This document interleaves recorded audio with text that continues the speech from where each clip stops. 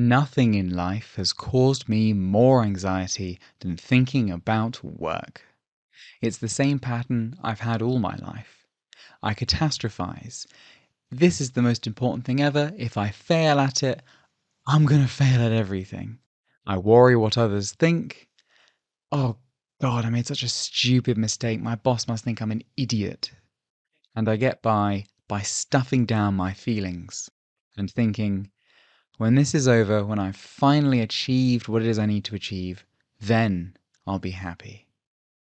At my lowest point, I would find myself waking up in the morning in a cold sweat because of my anxiety about how much I was failing at work, and I really wasn't doing very well at the time, so it reinforced what I was thinking.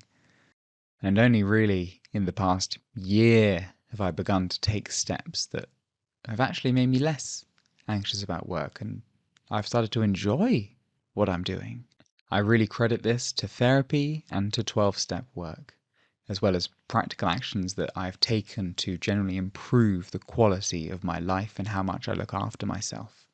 And in this video, I want to share with you those practical tips so that you can take them and apply them in your own life if you think they might help you. Before I dive right into the practical tips, I want to share one principle that will help you cultivate a mindset that will ultimately help your anxiety around work. The principle is that you need to accept that you're always going to feel some level of stress and anxiety about work. And that's a good thing. Not all anxiety is bad. Some anxiety can be a helpful reminder that we need to complete a task, and it can be good motivation to go and complete the task. What we need to do is differentiate between anxiety caused by an acute situation, a single situation, and then this continuous neurotic anxiety that many of us also feel. And what we want to do in the long term, obviously, is get used to those difficult acute situations so that we feel less worried about them, and then also take action to work on our underlying unconscious beliefs that can make us feel anxious just generally all the time. And the key to either of these is being able to manage your anxiety level so that it can be a useful motivator rather than something that feels overwhelming. And that is where the practical tips come in. So let's get into it. The number one thing that you can do to feel less anxious about work is to tell the truth. When we are not honest, we feel guilty. And when we feel guilty, it takes a lot of energy to hold that guilt and hold all those feelings. And that causes us a lot of anxiety, and it's also quite exhausting because now we have a secret that could be exposed and cause even more damage than what we initially lied about. Now, I wrote a whole tangent here about whether it's even good to tell the truth at work and whether you can even try and be your authentic self. That is a video topic for another time. I will post that.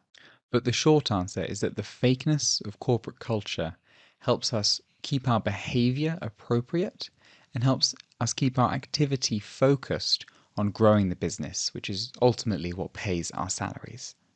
So with that context, what does telling the truth at work mean?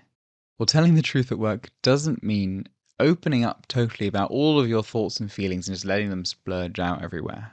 It means appropriately expressing your opinions and your needs. When we don't express our opinions and our needs, and instead we push down and suppress what we actually think and feel, we cause ourselves anxiety in two ways. The first is by suppressing what we need, which takes a lot of energy and can make us feel like there's something bubbling underneath. And the second is that needs we don't express don't get met. Because if we don't tell anybody about them, how could they help us try and meet them? Whenever I find myself having not been honest with the people I work with, I find it eats me alive. Whereas when I tell the truth, I feel so much more relaxed. And I also notice that I and the people I work with are more productive. Here's what this means practically. When you make a mistake, admit it quickly and bring a solution. Your action might be wrong, and it's really scary to admit that, but taking wrong action does not make you a wrong person or a bad person. And it's that distinction that helps us free ourselves to be able to say, oh, I made a mistake, because it doesn't become tied to our sense of self-worth. When you're stuck, ask for help. When you're stretched, tell your manager and ask for help prioritizing. And when you have an opinion, express it. You're not a messenger. Your company pays you because it values your input. And if you're thinking, well, that sounds great, but I could never do any of that at the company I work for, then you're in the wrong job. If you work for a company that doesn't value honesty, asking for help, or healthy conflict and difference of opinion, then you are never going to feel less anxious about work. I know that expressing your needs at work is risky and it's hard. And I know that finding another job is even riskier and even harder. But ultimately, it's your responsibility to create a workplace for yourself where you can healthily express your needs and get them met.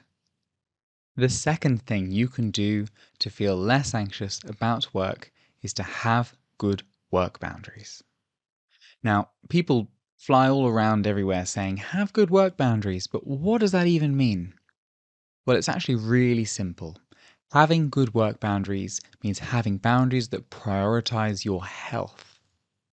It means recognizing that you are more than your work and then taking action to support that.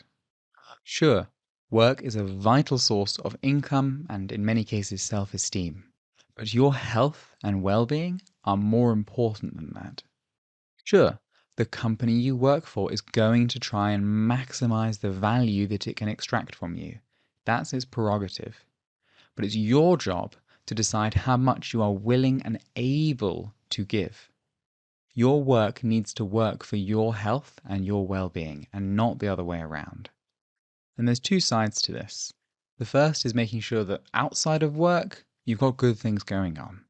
So you know what I'm going to say, sleeping well, eating well, exercising, and also making sure that you're nourishing the other parts of yourself that you might not get to express in the workplace, like your inner child or that part of you that loves a bit of adventure. And then the other side is making sure you have control over your work so that you have the time and energy to do those wonderful things outside of the office.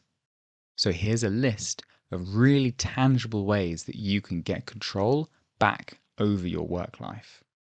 If you work a 9 to 5, do not work past 5:30. You're contracted to work for 40 hours a week, and it's your job to manage your workload to make sure that you can do your work within that set amount of time. Take healthy breaks. This looks like giving yourself time between big tasks just to retouch in and recuperate, not booking back-to-back meetings where you can avoid it, and then getting up and moving your body and just getting back in touch with yourself. Every day at 3 p.m., I get up, I make myself a cup of tea, and I give myself a little snack. And it's looking forward to that and then giving that to myself that really helps me get through the afternoon. And then there's some clear physical boundaries that you need to put in place. Do not put work on your personal phone. If work needed you to use a phone, it would give you a phone. Don't just close the lid of your laptop, actually turn it off. The physical act of turning off your laptop helps you physically, mentally turn off and switch off from work. And I don't know about you, but I hate opening up my laptop and seeing whatever I was halfway through doing the other day. I want a nice, fresh, clean slate whenever I start in the morning. And take care of your work stuff. Make sure you turn your laptop off and clean it. If you have certain clothes that you need to wear, then make sure they are also in good order. I know none of this stuff is actually yours and that your company would probably just replace it if it broke or got dirty. But you use these items every day, you use your laptop every day, you wear those clothes every day. Taking care of them is an act of self-care for yourself because they are so important in your life. And then finally, the most impactful and probably the most difficult one is don't let yourself think about work when you're outside of work. You need to actively be mindful, be observing your thoughts and go, ah, There's me thinking about work. I'm not going to do that. And then go and distract yourself with anything else. I have 2 post-it notes in my room that remind me of this whenever I look around. And when I see them, I go, oh yeah. And I instantly feel better.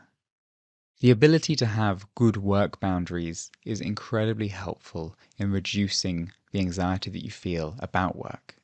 But you also need to have good boundaries inside of work and during your working day. And one way you can do that is by getting organized. And so that is the third way that you can reduce your anxiety level around work. Stay organized.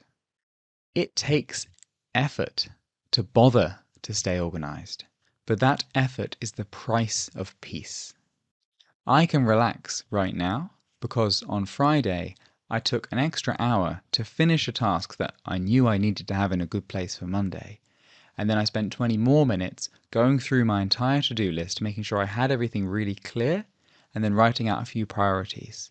So all I need to do on Monday is pick that up and I'm good to go. And now, if over the weekend my mind goes, oh, Lewis, have a little think about this thing you need to do, I can go, no. I don't need to think about that because I've already given myself the gift of tidying up my week. There's nothing outstanding or urgent that I'm going to need to do. I don't need to think about it. And everything that I do need to think about is clearly laid out for me there when I pick it up on Monday. There is no reason at all for me to think about work because I have set myself up in a nice position where I don't have to think about it. And this helps me feel less anxious. So here are some quick tips to stay organized at work. As I said, have a to-do list. If you don't have a clear to-do list, you're basically screwing yourself over because you're trying to put all that pressure on yourself to remember it. And you just can't expect to do that, and nor do you really want to do that, because it means that on a Tuesday evening or a Saturday afternoon, all of your work needs to stay up here. Otherwise you forget it, and that causes its own set of problems. There's all sorts of fancy ways to make to-do lists, and I've tried every single one of them. But the easiest thing to do is get a notebook and bullet point everything that you need to do and everything that you need to be aware of. And then reread over those bullet points and make a list of priorities. It's actually really simple. Don't overcomplicate this. Speaking of priorities, have one thing that you need to get done to really move the needle today. And then do that thing first. You've probably heard of eat the frog, get the hard thing done, but it's true. If you don't do that task and you procrastinate, it's just going to keep bubbling up because it's there and you're going to feel really anxious about it. Whereas if you get it done, it's done. And then you can do whatever else you need to do. And you can pat yourself on the back and feel good about it. And of course, at the end of your day, when you're looking at your to-do list, you can also tick things off and congratulate yourself as well. It sounds a little bit silly, but it's really, really good. Another important way to stay organized is to keep notes from your conversations. I use Microsoft OneNote and also a physical notebook, and then I'll transfer any notes that I might take in the physical notebook, because sometimes it's not appropriate to have your laptop out, and I'll put them back into the OneNote so it's all there with dates, with all the information that I need. A real game changer for me was blocking time in my calendar. You cannot book a meeting with me before 10 a.m. on a Monday. I have blocked that time. You can't book a meeting with me between 12 and 1 on every day of the week. I've blocked that time for lunch. And if I've got a big task, then I'll put a couple hours in, and that'll be focus time, where I'll be on Do Not Disturb and you can't reach me. People are surprisingly respectful of blocked time. And doing this helps you make sure that you're not disturbed when you need to be taking time for yourself or focusing on something. And it also just helps set boundaries around when people can expect to be able to reach you. And this allows the voice in your head to stop worrying because you've put those protective barriers up around your time. And then finally, my dad told me this when I started working, and it is the best piece of advice I've heard. Book your leave in early and in advance, and specifically book a long weekend. So book the Friday off, or maybe the Thursday and the Friday off, but book a long weekend every 6 to 10 weeks. And I find that if I don't do this, I start flagging and I start feeling exhausted and I start feeling miserable. So what I do, and I did this at the start of the year, I'll look forwards and I'll just get my leave in. And then it's there. No one is ever going to ask you to move your leave. And if you book it in sort of 8-week increments where you've always got a nice little rest to look forward to, then that's going to be really motivational and it's going to stop you from getting burned out quite as easily. Now, I want to end by emphasizing that you have a lot more control over the way you work than you might think. I know that working is hard. I know that some corporations just do not have our best interests at heart. But you can either believe that and act like that, or you can work to the best of your ability within the confines of what is achievable to make yourself feel well. You have so much more power over the quality of your work and how you feel about your work than you might think, especially if you're an anxious person and you catastrophize like I do. Even if you have a job that you don't like, there'll be so many small ways you can make little mini improvements. And if you stack all those small improvements, you'll be starting to make a big positive difference on how work feels for you. Nothing external has to change for you to start feeling less anxious about work. You don't have to wait until you have your dream job or your dream life or that next vacation to start feeling good. You can just start taking better care of yourself and start feeling less anxious right now. So those are my suggestions for how to feel less anxious at work. Let me know what you think in the comments below. Please hit like and subscribe if you would like to see more content like this. And thank you so much for watching. I'll see you again soon.